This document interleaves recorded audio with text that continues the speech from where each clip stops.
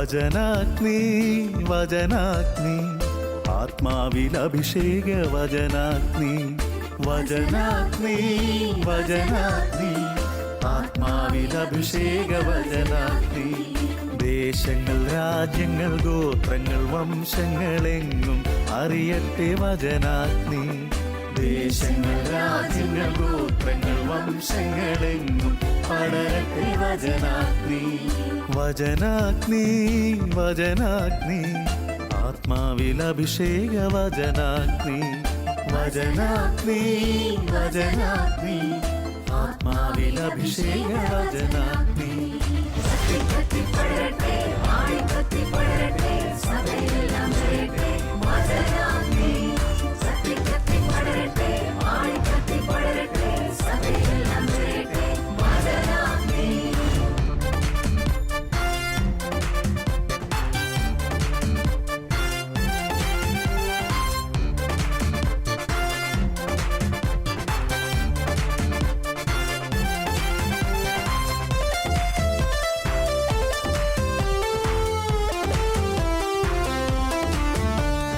അഗ്നി അയക്കുന്ന തിരുവചനം അത്ഭുതങ്ങൾ ഉളവാക്കും വചനം അഗ്നി അയക്കുന്ന തിരുവചനം അത്ഭുതങ്ങൾ ഉളവാക്കും വചനം വിശ്വാസമേകുന്ന തിരുവചനം മാംസമായി തീർന്നൊരു ദൈവവചനം വിശ്വാസമേകുന്ന തിരുവചനം മാംസമായി തീർന്നൊരു ദൈവവചനം വചനാഗ്നി വചനാഗ്നി ആത്മാവിൽ അഭിഷേക വചനാഗ്നി വചനാഗ്നി വചനാഗ്നി ആത്മാവിൽ അഭിഷേക വചനാഗ്നി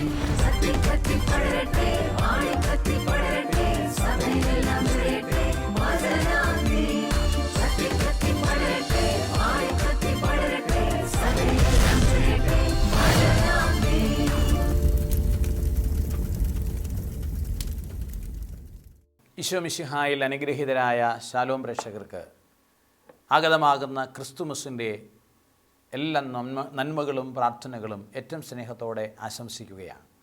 നമുക്കൊരു നിമിഷം ശാന്തമായി നാം ഇരിക്കുന്നിടങ്ങളിലായിരുന്നു കൊണ്ട് പുണ്യമിശിഹായുടെ ജനന തിരുനാൾ ആഘോഷിക്കുന്നതിനായി നമ്മൾ ഓരോരുത്തരും ഒരുക്കണമേ എന്ന് സകലത്തിൻ്റെ നാഥനായ ദൈവത്തോട് പരിശുദ്ധാത്മാവിനോട് ചേർന്ന് പ്രാർത്ഥിക്കാം. കണ്ണുകളടയ്ക്കാം, കരങ്ങൾ ഹൃദയത്തോട് ചേർത്തോ യാചനാപൂർവ്വം തുറന്നു പിടിച്ചോ ശാന്തമായ ഒരു നിമിഷം ഓർക്കുക. കർത്താവായ ഈശോയെ, അങ്ങയുടെ ജനനത്തിനായി ഞങ്ങൾ ഒരുങ്ങുകയാണ്. മംഗലവാർത്ത ഞങ്ങളുടെ കുടുംബങ്ങളിലും ഞങ്ങളുടെ വ്യക്തിജീവിതത്തിലും കേൾക്കുവാനിടയാകട്ടെ. ഈശോയുടെ അതേ മനോഭാവത്തിലേക്ക് ഞങ്ങളും വളരട്ടെ. ഈശോ ഞങ്ങളിൽ ജനിക്കട്ടെ. ഈശോ ഞങ്ങളിലൂടെ അനേകരിൽ ജനിക്കട്ടെ. ഞങ്ങളെയും ഞങ്ങളുടെ കുടുംബങ്ങളെയും നാട്ടിലും വിദൂരത്തുമൊക്കെ ആയിരിക്കുന്ന ഞങ്ങളുടെ എല്ലാ പ്രിയപ്പെട്ടവരെയും ഈ നിമിഷം ഞങ്ങൾ ഓർത്ത് പ്രാർത്ഥിക്കുന്നു. ഉണ്ണിമിശിഹായുടെ സ്നേഹവും ഉണ്ണിമിശിഹായുടെ ലാളിത്യവും ഉണ്ണിമിശിഹായുടെ നന്മകളുമെല്ലാം ഞങ്ങളെല്ലാവരുടെയും ജീവിതത്തിൽ നിറയാനിടയാകട്ടെ. ഈ ക്രിസ്തുമസ് ക്രിസ്തു ഞങ്ങളിൽ രൂപപ്പെടുവാനുള്ള ഒരു ഈറ്റുനോവിൻ്റെ അനുഭവത്തിലേക്ക് ഈ ദിവസങ്ങളിൽ ഞങ്ങളെ നയിക്കട്ടെ. ക്രിസ്തു ഞങ്ങളിൽ രൂപപ്പെടാനുള്ള ഒരു ഈറ്റുനോവ് അനുഭവമായി ഈ നാളുകൾ കർത്താവേ നീ ഞങ്ങൾക്ക് തരണമേ. അതിനായിട്ട് അങ്ങയുടെ പരിശുദ്ധാത്മാവിൻ്റെ ശക്തമായ ഒരഭിഷേകം ഞങ്ങളിൽ നിറയട്ടെ. പരിശുദ്ധ അമ്മയോട് പറഞ്ഞല്ലോ ദൂതൻ, പരിശുദ്ധാത്മാവ് നിന്റെ മേൽ വരും, അത്യുന്നതൻ്റെ ശക്തി നിന്നിൽ ആവസിക്കും. ഈശോയെ, അങ്ങ് ഞങ്ങളിൽ ജനിക്കേണ്ടതിന്, അങ്ങ് ഞങ്ങളിൽ രൂപപ്പെടേണ്ടതിന് പരിശുദ്ധാത്മാവിൻ്റെ ശക്തി ഞങ്ങളിലേക്ക് ആവസിപ്പിക്കണമേ എന്ന് പ്രാർത്ഥിക്കുന്നു. പരിശുദ്ധ അമ്മേ, പരിശുദ്ധാത്മാവിൻ്റെ മണവാട്ടിയായ അമ്മ, ഞങ്ങളിൽ ഓരോരുത്തരിലും പരിശുദ്ധാത്മാവിൻ്റെ ശക്തി വ്യാപരിക്കുവാൻ ഞങ്ങൾക്ക് വേണ്ടി പ്രാർത്ഥിക്കണമേ. സകല വിശുദ്ധരെ മാലാഖമാരെ, നിങ്ങളിൽ നിറഞ്ഞു നിൽക്കുന്ന ദൈവിക ചൈതന്യം ഞങ്ങളിലേക്ക് നിറയുവാൻ ഞങ്ങൾക്ക് മധ്യസ്ഥനായിരിക്കണമേ.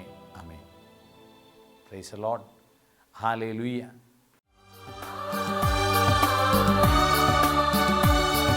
വചനത്തിന്റെ വിത്ത് വിതയ്ക്കാൻ പോകാം, സ്നേഹത്തിന്റെ കതിരുകൾ കൊയ്യാൻ പോകാം.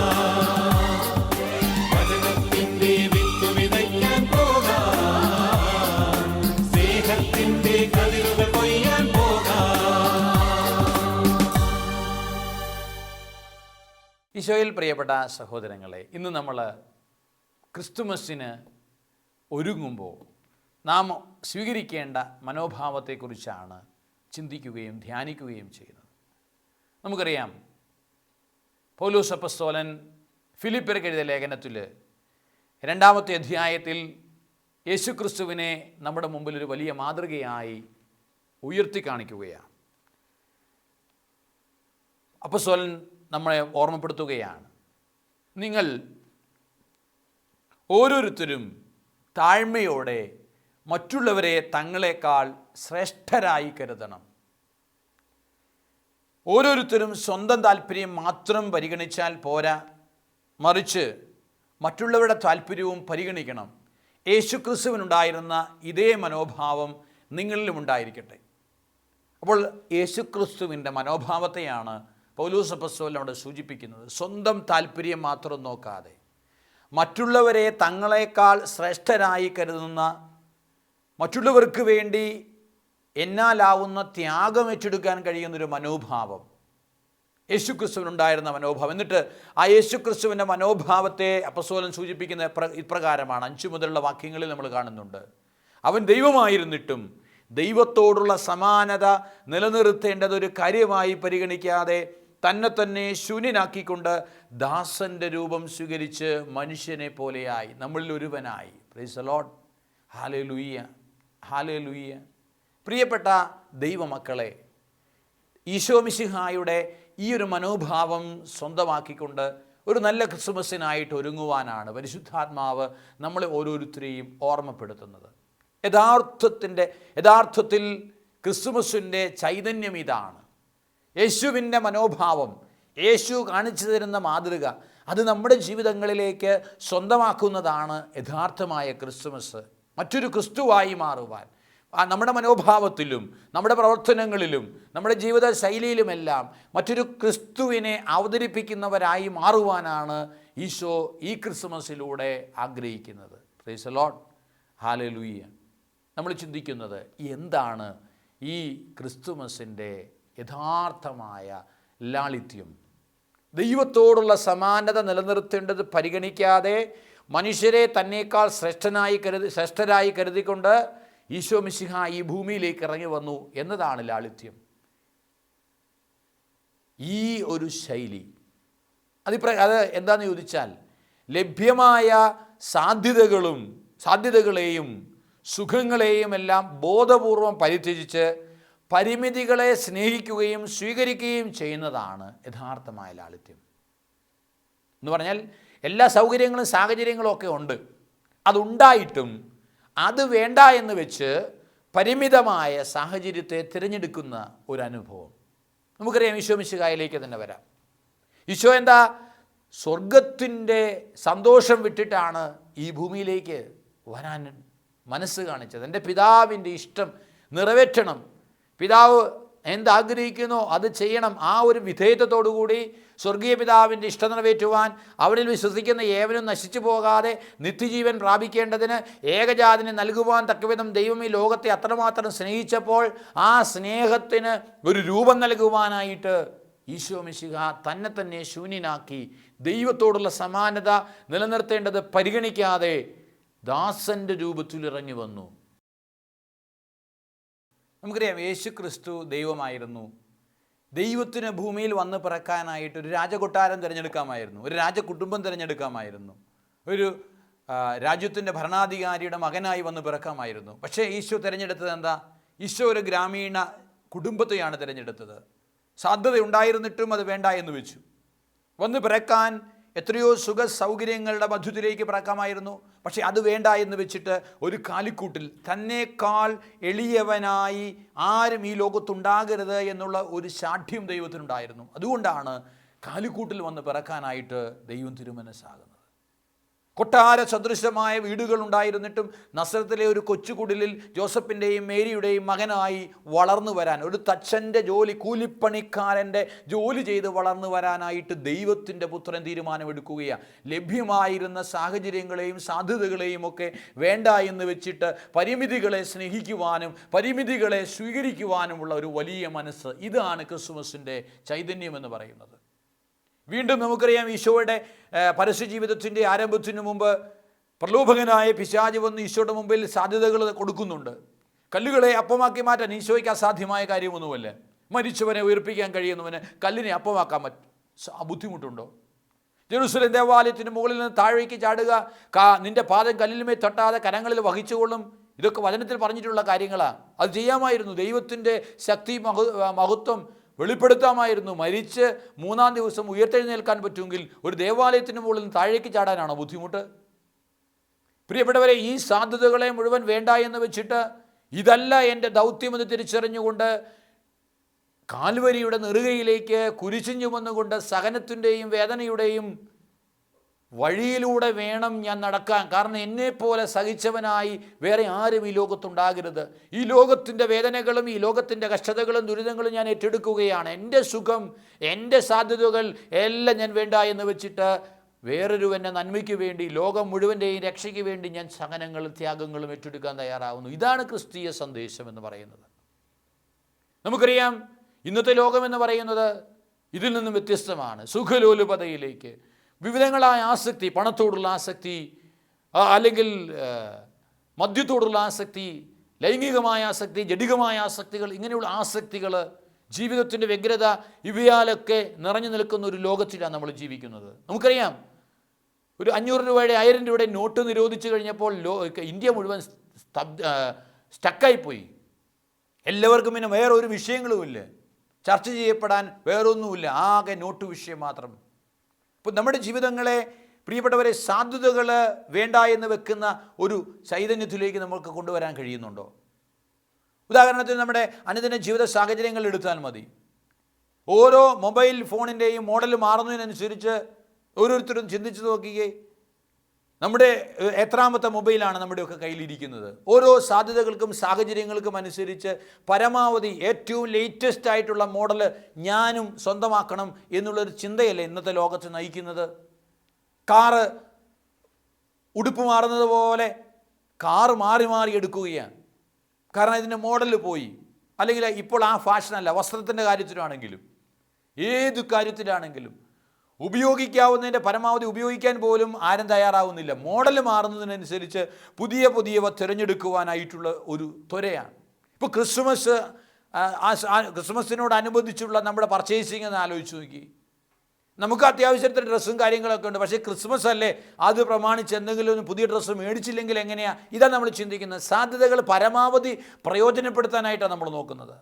എന്നാൽ എൻ്റെ സാധ്യതകളെ ഞാൻ വേണ്ട എന്ന് വെച്ചിട്ട് പരിമിതമായതിനെ ഞാൻ തിരഞ്ഞെടുത്തിട്ട് ഈ നന്മകൾ ലഭിക്കാത്ത മറ്റൊരുവൻ്റെ ജീവിതത്തിലേക്ക് ഈ നന്മ കൊടുക്കാനായിട്ടുള്ളൊരു മനസ്സ്, ഇതാ ക്രിസ്തീയ മനസ്സെന്ന് പറയുന്നത്. കരുണയുടെ വർഷം സമാപിച്ചു. പക്ഷേ കാരുണ്യത്തിൻ്റെ ജീവിതം ക്രിസ്തീയതയിൽ നിന്ന് അകന്നു പോകരുത്. ഈ ഒരു ചൈതന്യത്തിലേക്ക് നമുക്ക് കടന്നു വരാൻ കഴിയണം. വിശുദ്ധ ഫ്രാൻസിസ് അസീസിയെ 2ാമത്തെ ക്രിസ്തു എന്ന് വിളിക്കുന്നത് എന്തുകൊണ്ടാണ്? അവന് ഉടുതുണി പോലും ഉപേക്ഷിച്ചിട്ടാണ്. ധനാഢ്യൻ്റെ മകൻ എന്ന നിലയിൽ വളർന്നു വരാനുള്ള എല്ലാ സാധ്യതകളും ഉണ്ടായിരുന്നു. അതെല്ലാം ഉപേക്ഷിച്ചിട്ട് അവൻ പരമദരിദ്രനായി ഇറങ്ങിപ്പോരുകയാണ്. അവൻ പ്രകൃതിയെ സ്നേഹിച്ചു, ഈ ലോകത്തെ സ്നേഹിച്ചു. ആ ലോകത്തിൻ്റെയും പ്രകൃതിയുടെയും മനുഷ്യരുടെയും ഒക്കെ നന്മയ്ക്ക് വേണ്ടി തന്നെ മറന്നു ജീവിച്ചു. തൻ്റെ സുഖങ്ങളെല്ലാം വേണ്ട എന്ന് വെച്ചു, പരിത്യജിച്ചു. തന്നെ ശൂന്യനാക്കിയ ക്രിസ്തുവിൻ്റെ അതേ മനസ്സ് അവനും സ്വന്തമാക്കി. അതുകൊണ്ടാണ് അവനെ 2ാമത്തെ ക്രിസ്തു എന്ന് വിളിക്കുന്നത്. മദർ തെരേസ കൽക്കട്ടയിലൊരു സ്കൂളിലെ അധ്യാപിക എന്ന നിലയിൽ, ഒരു പ്രിൻസിപ്പളായിട്ടോ അല്ലെങ്കിൽ എല്ലാവരുടെയും അംഗീകാരവും ആദരവും ഒക്കെ പിടിച്ചുപറ്റി ഒരു പ്രൗഢോജ്വലമായ ജീവിതം നയിക്കാമായിരുന്ന മദർ വെറും 5 രൂപയുമായി കോൺവെൻറ്റ് വിട്ട് കൽക്കട്ടയുടെ തെരുവിലേക്ക് ഇറങ്ങുമ്പോൾ അതിന് മറ്റൊരു ക്രിസ്തുവാകാനുള്ള ഇറങ്ങലായിരുന്നു. തന്നെ ശൂന്യനാക്കി ദാസൻ്റെ രൂപം സ്വീകരിച്ച ക്രിസ്തുവിൻ്റെ മനസ്സിലേക്ക് അവളും ജനിക്കുകയായിരുന്നു. അതാണ് സാധ്യതകളെയും സുഖങ്ങളെയും ബോധപൂർവം വേണ്ട എന്ന് വെച്ചുകൊണ്ട് പരിത്യജിച്ചുകൊണ്ട് പരിമിതികളെ സ്നേഹിക്കുന്ന ആ അമ്മ അങ്ങനെ ലോകത്തിൻ്റെ മുഴുവൻ അമ്മയായി മാറി. പ്രിയപ്പെട്ടവരെ, ഈ ഒരു ബോധ്യമാണ് ഞാൻ കൊണ്ടുവരുന്ന പൊതിച്ചോറ് ഒരു ദിവസം എനിക്ക് വേണ്ട എന്ന് വെച്ചിട്ട് എൻ്റെ കൂടെ ജോലി ചെയ്യുന്ന അഥവാ കൂടെ പഠിക്കുന്ന എൻ്റെ സഹോദരൻ്റെ സഹോദരിയുടെ വിശപ്പ്, അവൻ രാവിലെ ബ്രേക്ക്ഫാസ്റ്റും കഴിച്ചിട്ടില്ല, ഉച്ചയ്ക്ക് ഊണും കഴിക്കുന്നില്ല, എങ്കിൽ ഞാൻ ബ്രേക്ക്ഫാസ്റ്റ് കഴിച്ചതാണ്, അതുകൊണ്ട് ഞാനിന്ന് ഊണ് കഴിച്ചില്ലെങ്കിലും എനിക്ക് വലിയ കുഴപ്പമൊന്നുമില്ല. ആ പൊതിച്ചോറ് സഹോദരൻ്റെ സഹോദരിയുടെ വിശപ്പടക്കാൻ പങ്കുവെച്ച് കൊടുക്കുന്ന ഒരു മനോഭാവം. ഈ ഒരു മനോഭാവമാണ് നല്ല ശമരിയാക്കാരനിൽ നമ്മൾ കാണുന്നത്. നീയും പോയി അതുപോലെ ചെയ്യാനാണ് ഈശോ പറഞ്ഞത്. എന്താ? തൻ്റെ കഴുതയുടെ പുറത്ത് കയറ്റി സത്രത്തിൽ കൊണ്ടുചെന്നു. അവന് കഴുതപ്പുറത്ത് പോകേണ്ട കഴുതയാണത്. ആ യാത്ര, അവൻ്റെ യാത്ര അവൻ വേണ്ട എന്ന് വെച്ചിട്ട് അവൻ കഴുതയ്ക്കൊപ്പം നടക്കുകയാണ്. തന്നേക്കാൾ അത്യാവശ്യക്കാരനായ ഒരുവന് വേണ്ടി തനിക്കുള്ളത് പങ്കുവെച്ച് കൊടുക്കാൻ, ഷെയർ ചെയ്യാൻ മനസ്സ് കാണിച്ചു. അവസാനൻ്റെ 2 ദനാറ അവൻ ഉപയോഗിക്കാനുള്ളതാണ്, അതും ഏൽപ്പിച്ചിട്ട് ഇനി എന്തെങ്കിലും കൂടുതൽ ആവശ്യമുണ്ടെങ്കിലും വന്നു കഴിയുമ്പോൾ ചെയ്തുകൊള്ളാം. ഇതാണ് ക്രിസ്തീയ മനോഭാവം. പ്രിയപ്പെട്ട സഹോദരി സഹോദരന്മാരെ, ഈശോ മിശിഹാ തന്നെ നമ്മളെ ഓർമ്മപ്പെടുത്തുന്നുണ്ടല്ലോ. വിശുദ്ധ മത്തായിയുടെ സുവിശേഷത്തിൻ്റെ 20-ാം അധ്യായത്തിൻ്റെ 28-ാമത്തെ വാക്യം. ഇതാണ് ക്രിസ്മസ് നമുക്ക് നൽകുന്ന, നമ്മുടെ ജീവിതത്തെ സ്വാധീനിക്കേണ്ട വചനം. ശുശ്രൂഷിക്കപ്പെടാനല്ല, ശുശ്രൂഷിക്കുവാനും അനേകരുടെ മോചനദ്രവ്യമായി സ്വജീവൻ കൊടുക്കാനും മനുഷ്യപുത്രൻ വന്നിരിക്കുന്നത് പോലെ തന്നെ. ശുശ്രൂഷിക്കപ്പെടാനല്ല, ഇന്ന് ശുശ്രൂഷിക്കപ്പെടാനാണ് എല്ലാവർക്കും ഇഷ്ടം. എന്നാൽ മനുഷ്യപുത്രൻ വന്നതും ഇന്നും മനുഷ്യപുത്രൻ നമ്മൾ ഓരോരുത്തരും ആകാൻ ആഗ്രഹിക്കുന്നതും ശുശ്രൂഷിക്കാൻ തൽപരരായി മാറുക, ശുശ്രൂഷിക്കുക. വിവിധങ്ങളായ ശുശ്രൂഷകൾ. എൻ്റെ ശുശ്രൂഷ ആവശ്യമായിരിക്കുന്ന എൻ്റെ കുടുംബമായിരിക്കാം, ഒരുപക്ഷെ എൻ്റെ പ്രായമായ മാതാപിതാക്കൾക്ക് കൊടുക്കേണ്ട ശുശ്രൂഷ കൊടുക്കാൻ. എനിക്ക് എൻ്റെ ചില സുഖങ്ങളും താല്പര്യങ്ങളൊക്കെ വേണ്ടെന്ന് വയ്ക്കേണ്ടി വരും, എൻ്റെ സന്തോഷങ്ങൾ വേണ്ടെന്ന് വയ്ക്കേണ്ടി വരും, എൻ്റെ ടൂറും ആഘോഷങ്ങളും ഒക്കെ വേണ്ടെന്ന് വയ്ക്കേണ്ടി വരും. ജീവിത പങ്കാളിയെ ശുശ്രൂഷിക്കാൻ എൻ്റെ താല്പര്യങ്ങളും എൻ്റെ സുഖങ്ങളും പരിത്യജിക്കേണ്ടി വരും. എൻ്റെ കുഞ്ഞുങ്ങളെ സന്തോഷിപ്പിക്കാൻ, അവർക്ക് നല്ല മാതൃക കൊടുക്കാൻ, അവരെ വളർത്തിക്കൊണ്ടുവരാൻ എല്ലാം ഞാൻ ഉദ്ദേശിക്കുന്ന പോലെ നടക്കണമെന്നില്ല. എൻ്റെ ചില സുഖങ്ങളും താല്പര്യങ്ങളും ഞാൻ വേണ്ട എന്ന് വെക്കേണ്ടി വരും. ഇവിടെയാ ക്രിസ്മസ് കടന്നു വരുന്നത്. ജീവിതത്തിൽ ഒരു ലക്ഷ്യമുണ്ടാവണം, ദൈവത്തിനൊരു പദ്ധതിയുണ്ടെന്നുള്ള ബോധ്യമുണ്ടാവണം. ആ പദ്ധതി നേടുവാനായിട്ട്, ആ ദൈവത്തോട് ചേർന്ന് നിൽക്കുവാനായിട്ട്, ചില കാര്യങ്ങൾ നോ എന്ന് പറയാൻ, വേണ്ട എന്ന് വെക്കുവാൻ മനസ്സ് കാണിക്കണം.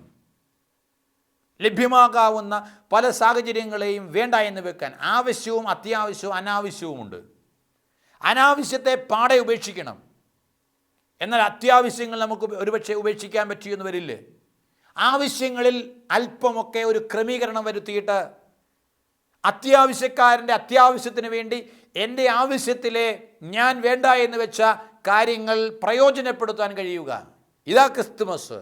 ദൈവത്തിൻ്റെ സമാനത അവൻ കാര്യമായി പരിഗണിക്കാതെ അത് വേണ്ട എന്ന് വെച്ച് മനുഷ്യനായി ഭൂമിയിലേക്ക് അവതരിച്ചപ്പോൾ മനുഷ്യൻ ഏറ്റെടുക്കുന്ന എല്ലാ വേദനകളും സഹനങ്ങളും അവൻ ഏറ്റെടുത്തുകൊണ്ട് മനുഷ്യൻ്റെ രക്ഷ അവൻ ഉറപ്പുവരുത്തിയതുപോലെ, പ്രിയപ്പെട്ടവരെ, ഒരു നേരത്തെ ഭക്ഷണം ഞാൻ കഴിക്കുന്നില്ല എന്ന് തീരുമാനിക്കുമ്പോൾ ഞാൻ ഏറ്റെടുക്കുന്നത് എൻ്റെ ആവശ്യം വേണ്ട എന്ന് വെക്കുന്ന ഒരു നിലപാടാണ്. അതിലൂടെ ഒരു നേരത്തെ ഭക്ഷണമില്ലാത്തവൻ്റെ ജീവിതത്തിൽ ഭക്ഷണമായി തീരുവാൻ എൻ്റെ ആ ത്യാഗം കാരണമാകുമ്പോൾ അവിടെയാണ് ക്രിസ്മസിൻ്റെ ചൈതന്യം കടന്നു വരുന്നത്. നമുക്കറിയാം, ക്രിസ്മസുമായിട്ട് ബന്ധപ്പെട്ട് നമ്മൾ ചിന്തിക്കുമ്പോൾ ക്രിസ്തുവിനെ ബെത്ലഹേമിൽ കണ്ട വ്യക്തികളെ, അല്ലെങ്കിൽ അതിന് ആ ക്രിസ്മസ് ആഘോഷിക്കുവാൻ ആദ്യത്തെ ക്രിസ്മസിൽ പങ്കാളികളായവരുടെ ജീവിതങ്ങളിലേക്ക് നോക്കുമ്പോൾ ഈ ഒരു വലിയ പരിത്യാഗത്തിൻ്റെ ചൈതന്യം നമുക്ക് കാണാൻ കഴിയും. പരിശുദ്ധ അമ്മ തന്നെ പറയുന്നുണ്ട്, അവിടുന്ന് തൻ്റെ ദാസിയുടെ താഴ്മയെ തൃക്കൺ പാർത്തു. പരിശുദ്ധ അമ്മയുടെ താഴ്മയാണ്. അവളുടെ നിലപാടെന്തായിരുന്നു? ഒരു ഗ്രാമീണ പെൺകുട്ടി, അവൾക്ക് വിവാഹിതയായി സുഖസന്തോഷങ്ങൾ ആസ്വദിച്ചുകൊണ്ട് ജീവിക്കാമായിരുന്നു. പക്ഷേ അവൾ ചെറുപ്പത്തിൽ തന്നെ അവളുടെ ജീവിതം, അവളുടെ കന്യാകത്വം ദൈവത്തിനു സമർപ്പിച്ചു. നിത്യ കന്യകയായിരിക്കാൻ അവൾ ആഗ്രഹിച്ചവളാണ്. അതുകൊണ്ടാണ് പരിശുദ്ധ അമ്മയെ നിത്യ കന്യകയെന്ന് വിളിക്കുന്നത്. കന്യാത്വം സൂക്ഷിച്ചുകൊണ്ട് ജീവിക്കാൻ അവൾ തീരുമാനിച്ചു. ലോകത്തിൻ്റെ അല്ലെങ്കിൽ ജഡത്തിൻ്റെ സുഖം വേണ്ട എന്ന് വെച്ചു. അത് നിരോധിക്കപ്പെട്ടിട്ടല്ല, സ്വമനസ്സാലെ അങ്ങ് തീരുമാനിക്കുകയാണ്. അവളുടെ താഴ്മയാണ് ദൈവം കടാക്ഷിച്ചത്. ആ നന്മയിലേക്ക്, ആ ത്യാഗത്തിലേക്ക് ദൈവത്തിൻ്റെ സന്ദേശം ദൈവദൂതൻ അയച്ചപ്പോൾ അതിനെ സ്വമനസ്സാലെ ഇതാ നിൻ്റെ ദാസി എന്ന് പറഞ്ഞുകൊണ്ട്, അവിടുത്തെ വാക്ക് നിറവേറട്ടെ എന്ന് പറഞ്ഞ്, എൻ്റെ വാക്കുകളോ എൻ്റെ ഇഷ്ടങ്ങളോ അല്ല, നിൻ്റെ വാക്ക് നിറവേറട്ടെ എന്ന് പറഞ്ഞുകൊണ്ട് പരിശുദ്ധ അമ്മ സ്വീകരിച്ചു. ലഭ്യമാകാവുന്ന പലതും വേണ്ട എന്ന് വെച്ചവളായിരുന്നു പരിശുദ്ധിയമ്മ. അതാണ് ക്രിസ്മസ് ആഘോഷത്തിലേക്ക് അമ്മയെ നയിച്ചത്. യോസേപ്പ് പുണ്യവാളനെ കുറിച്ച് നമ്മൾ പ്രാർത്ഥിക്കുമ്പോൾ പറയുന്നത് എന്താ? മറിയത്തിൻ്റെ വിരക്ത ഭർത്താവായ മാർ യോസേപ്പ് വാഴ്ത്തപ്പെട്ടവനാകട്ടെ. വിവാഹ നിശ്ചയം ചെയ്തിരുന്ന കന്യക ഗർഭിണിയാണ് എന്നറിഞ്ഞപ്പോൾ അവളെന്നെ തെറ്റിദ്ധരിപ്പിച്ചില്ലേ? അവൾ നിത്യകന്യാത്വം നേർന്നവളാണ് എന്ന് പറഞ്ഞിട്ടും ആ നിത്യകന്യകയുടെ കാവൽക്കാരനായി മാറാൻ തീരുമാനമെടുത്ത യോസേപ്പ് നോക്കുമ്പോൾ കാണുന്നത് അവൾ ഗർഭിണിയായി കാണപ്പെട്ടു. കൊടിയ വഞ്ചനയെന്ന് വേണമെങ്കിൽ വിശേഷിപ്പിക്കാം. പക്ഷേ കല്ലെറിഞ്ഞു കൊല്ലാനുള്ള സാധ്യതയും സാഹചര്യവും മുമ്പിലുണ്ടായിരുന്നിട്ടും അവൻ തീരുമാനിച്ചത് എന്താ? രഹസ്യമായി ഉപേക്ഷിക്കാൻ. എന്നാൽ രഹസ്യമായി ഉപേക്ഷിക്കാനുള്ള സാധ്യത പോലും ദൈവത്തിൻ്റെ ഇഷ്ടമല്ല എന്ന് മനസ്സിലാക്കിക്കൊണ്ട് അതും ഉപേക്ഷിച്ചിട്ട് അവനെടുത്ത തീരുമാനം എന്താ? വചനം പറയുന്നു, അവൻ മറിയത്തെ തൻ്റെ ഭാര്യയായി സ്വീകരിച്ചു. പ്രിയപ്പെട്ടവരെ, നമ്മൾ മനസ്സിലാക്കണം, അവനാ ക്രിസ്മസ് ആഘോഷിക്കാൻ ഭാഗ്യം കിട്ടിയത്. ആദ്യത്തെ ക്രിസ്മസ് തനിക്ക് ചെയ്യാമായിരുന്ന പല കാര്യങ്ങളും വേണ്ട എന്ന് വെച്ചിട്ട് ത്യാഗപൂർവം സഹനത്തോടെ ദൈവത്തിൻ്റെ ഇഷ്ടത്തിന് വിട്ടുകൊടുത്തപ്പോൾ അത് ക്രിസ്മസ് ആഘോഷിക്കാനുള്ള യോഗ്യതയായി മാറി. വീണ്ടും നമ്മൾ ആട്ടിടയന്മാരുടെ കാര്യം, രാത്രിയിൽ കിടന്ന് ഉറങ്ങാമായിരുന്നവരാണ്. എന്നാൽ വചനം പറയുന്നത് എന്താ? ആ പ്രദേശത്ത് രാത്രിയിൽ ആടുകൾക്ക് കാവൽ കിടന്നിരുന്ന ഇടയന്മാരുണ്ടായിരുന്നു. കാവൽ കിടന്നവരാണ്. ഉറങ്ങാനുള്ള സാധ്യത ഉണ്ടായിരുന്നിട്ടും അത് പരിത്യജിച്ചിട്ട് കാവൽ കിടന്നു ജാഗരൂകതയോടെ തങ്ങളുടെ ദൗത്യം നിർവഹിക്കുവാനായിട്ട്, ത്യാഗമേറ്റെടുക്കാനായിട്ട്, ചില സുഖങ്ങളൊക്കെ വേണ്ട എന്ന് വയ്ക്കാനായിട്ട്, ആടുകൾക്ക് കാവലാകാൻ വേണ്ടി തങ്ങളുടെ സുഖം വേണ്ട എന്ന് വെക്കുവാനായിട്ട് ഇടയന്മാർക്ക് കഴിഞ്ഞു. പൂജരാജാക്കന്മാരെ നമ്മൾ കാണുന്നുണ്ട്. പൂജരാജാക്കന്മാരുടെ പള്ളിയിൽ നൊവേനയ്ക്ക് പാടുന്നൊരു പാട്ടുണ്ട്. രാജാധികാരങ്ങളെല്ലാം വെടിഞ്ഞ് പാടേ വെടിഞ്ഞ് പുണ്യവാന്മാരാണ് നിങ്ങൾ. രാജാധികാരങ്ങളെല്ലാം വെടിഞ്ഞ പുണ്യവാന്മാരാണ് നിങ്ങൾ. ഉണ്ണി മിശിഹായെ കാണാൻ രാജാധികാരങ്ങളെല്ലാം പാടേ ത്യജിച്ച രാജാക്കന്മാരെ, പുണ്യവാന്മാരാണ് നിങ്ങൾ. പുറത്തുള്ള വിശുദ്ധ രാജാക്കന്മാരുടെ ദേവാലയത്തിൽ എല്ലാ ആഴ്ചയിലും നൊവേനയിൽ എല്ലാവരും പാടുന്ന, പ്രാർത്ഥിക്കുന്ന, രാജാക്കന്മാരെ പ്രകീർത്തിക്കുന്ന ഒരു ഗാനത്തിൻ്റെ ഇരടികളാണത്. ഇപ്പം രാജാധികാരങ്ങൾ വെടിഞ്ഞുകൊണ്ട് ഉണ്ണിമിശിഹായെ കാണുവാനായിട്ട് ത്യാഗമേറ്റെടുത്തു. തങ്ങളുടെ രാജ്യത്തെയും രാജാധികാരങ്ങളെയും എല്ലാം ഉപേക്ഷിച്ചുകൊണ്ട്, പരിത്യജിച്ചുകൊണ്ട് ഉണ്ണിമിശിഹായെ വലിയവനായി കാണുവാനായിട്ട് അവർ തയ്യാറായതുകൊണ്ടാണ് അവർക്ക് പൊന്നും മേറയും കുന്തിരിക്കവും കാഴ്ചവെച്ചുകൊണ്ട് ഈശോയെ ആരാധിക്കാൻ കഴിഞ്ഞത്. Price the Lord, hallelujah. പ്രിയപ്പെട്ട സഹോദരങ്ങളെ, പരിശുദ്ധ കന്യകാമറിയത്തെ പോലെ, വിശുദ്ധ യോസേപ്പിതാവിനെ പോലെ, ആട്ടിടയന്മാരെ പോലെ, ജ്ഞാനികളെ പോലെ ഞാനും നിങ്ങളും ഈ 2016 ക്രിസ്മസ് ആഘോഷിക്കുവാനായിട്ട് യോഗ്യരായി മാറണമെങ്കിൽ അവരുടെ ജീവിതങ്ങളിൽ വിളങ്ങി നിൽക്കുന്ന ദൈവിക പുണ്യം, സ്വന്തം താല്പര്യങ്ങളും സ്വന്തം സുഖങ്ങളും പരിത്യജിക്കാനുള്ള മനസ്സ് അത് നമ്മളിലും ഉണ്ടാകട്ടെ.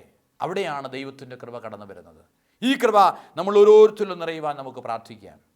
നമ്മളിലേക്ക് പരിശുദ്ധാത്മാവ് ആ കൃപ വർഷിക്കട്ടെ. ലഭ്യമാകാവുന്ന സാഹചര്യങ്ങൾ അതിനകത്ത് അല്പമൊക്കെ ഒരു നിയന്ത്രണം വരുത്താൻ. ഫ്ലൈറ്റിൽ പോകാൻ സാധ്യതയുള്ളപ്പോൾ ട്രെയിനിൽ പോകാൻ, കാറിൽ പോകാൻ സാധ്യതയുള്ളപ്പോൾ ബൈക്കിൽ പോകാൻ, ബൈക്കിൽ പോകാൻ സാധ്യതയുള്ളപ്പോൾ സൈക്കിളിൽ പോകാൻ, സൈക്കിളിൽ പോകാൻ സാധ്യതയുള്ളപ്പോൾ നടന്നു പോകാൻ. അപ്പോൾ പല സാധ്യതകളെയും അവരൻ്റെ നന്മയ്ക്ക് വേണ്ടി വേണ്ട എന്ന് വയ്ക്കാൻ. അതെല്ലാ മേഖലകളിലും നമ്മുടെ സുഖം, നമ്മുടെ താല്പര്യം, നമ്മുടെ സന്തോഷം എന്ന മുദ്രാവാക്യവുമായി നീങ്ങുന്ന ലോകത്തിന് അവരൻ്റെ സുഖം, അവരൻ്റെ നന്മ, അവരൻ്റെ സമാധാനം, അവരൻ്റെ ആനന്ദം എന്ന ക്രിസ്തുവിൻ്റെ മുദ്രാവാക്യം സ്വന്തമാക്കി അത് പകർന്നു കൊടുക്കാൻ ഈ ക്രിസ്മസ് നമുക്കെല്ലാവർക്കും കാരണമാകട്ടെ എന്ന് ആത്മാർത്ഥമായിട്ട് നമുക്ക് ഒരുമിച്ച് പ്രാർത്ഥിക്കാം.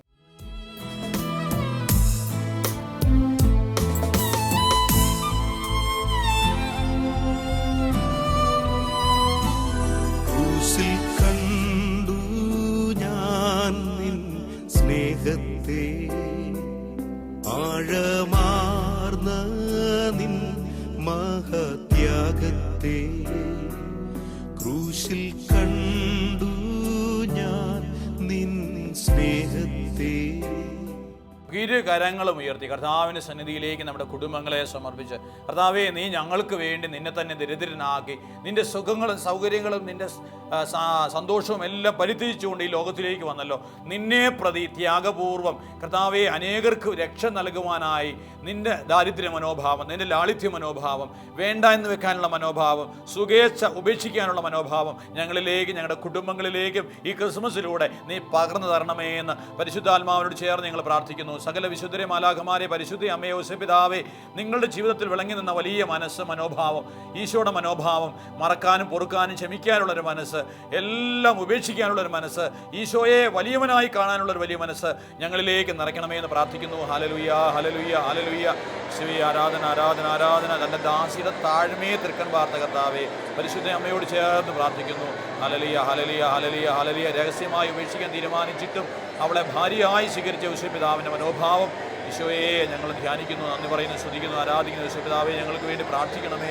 ഹല്ലേലൂയ. രാജാധികാരങ്ങളെല്ലാം വെടിഞ്ഞ് കർത്താവേ കാണിക്കുകയുമായി വന്ന രാജാക്കന്മാരെ പോലെ, കർത്താവേ, ഉറക്കം ഉപേക്ഷിച്ച് കാവൽ കിടന്ന ഇടയന്മാരെ പോലെ ഞങ്ങളുടെ സുഖങ്ങളെല്ലാം ഉപേക്ഷിച്ച് ഈശോയ്ക്ക് വേണ്ടി, ഈശോയുടെ സ്നേഹം മറ്റുള്ളവർ അനുഭവിക്കുന്നതിന് വേണ്ടി ഞങ്ങളത്തിന് വിട്ടുകൊടുക്കുവാൻ അഭിഷേകം ചെയ്യണമേ. ഹല്ലേലൂയ, ഹല്ലേലൂയ, ഹല്ലേലൂയ, ഹല്ലേലൂയ, ഹല്ലേലൂയ. യേശുവേ, ആരാധന, ആരാധന, ആരാധന, ആരാധന, ആരാധന, ആരാധന. പരിശുദ്ധാത്മാവേ, നിറയുക, നിറയുക, നിറയുക, നിറയുക. പരിശുദ്ധ അമ്മയെ പ്രാർത്ഥിക്കണമേ, യേശുപിതാവേ പ്രാർത്ഥിക്കണമേ, തിരുക്കുടുംബമേ ഞങ്ങൾക്ക് വേണ്ടി പ്രാർത്ഥിക്കണമേ. ഹല്ലേലൂയ. ഞങ്ങളുടെ കുടുംബങ്ങളെ ക്രിസ്തീയ കുടുംബങ്ങളാക്കി മാറ്റണമേ. ക്രിസ്മസിൻ്റെ ചൈതന്യം തരണമേ. ഹല്ലേലൂയ, ഹല്ലേലൂയ, ഹല്ലേലൂയ, ഹല്ലേലൂയ.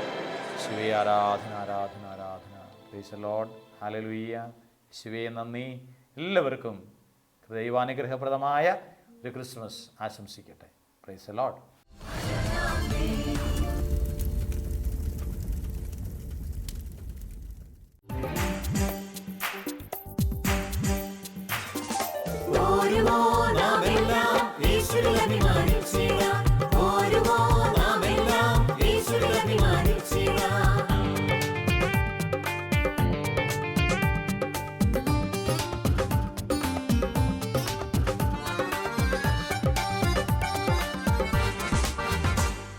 നമ്മുടെ നാഥൻ ഒലിവുമലയിൽ അന്ന് നൽകിയ മിഷൻ ദൂത് തലമുറ തലമുറ കൈമാറി, കെടാതെ ഞങ്ങൾ ഘോഷിക്കും, കെടാതെ ഞങ്ങൾ ഘോഷിക്കും.